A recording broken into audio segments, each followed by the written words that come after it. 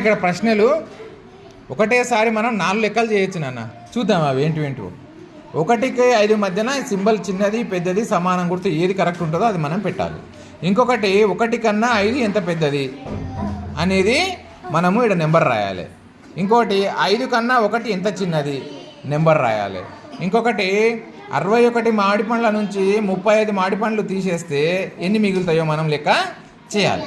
చూద్దాం, ఒకదానికొకటి లింక్ ఉంది. అన్ని లెక్కలు చేద్దాం. ఇప్పుడు చూడండి అన్న, ఈ లెక్క చేద్దాం. ఫస్ట్ దీని నుంచి ఇది తెలుసుకుందాం. ఫస్ట్ 1 కదా, 1 పెట్టేసిన 1. నెక్స్ట్ ఏముంది 5.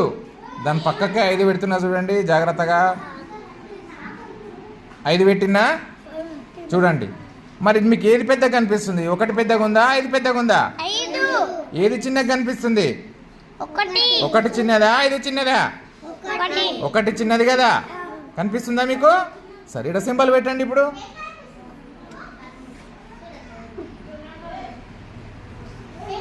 పెట్టినా సింబల్ పెట్టు. Very good.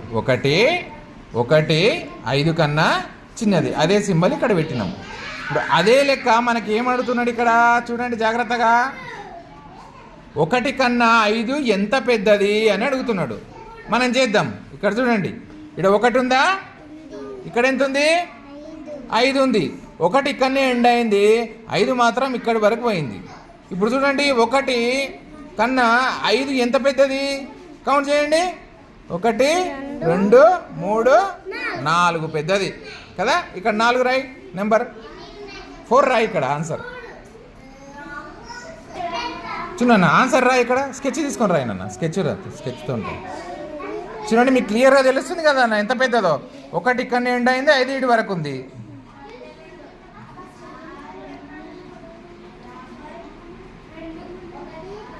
ఒక నిమిషం అండి.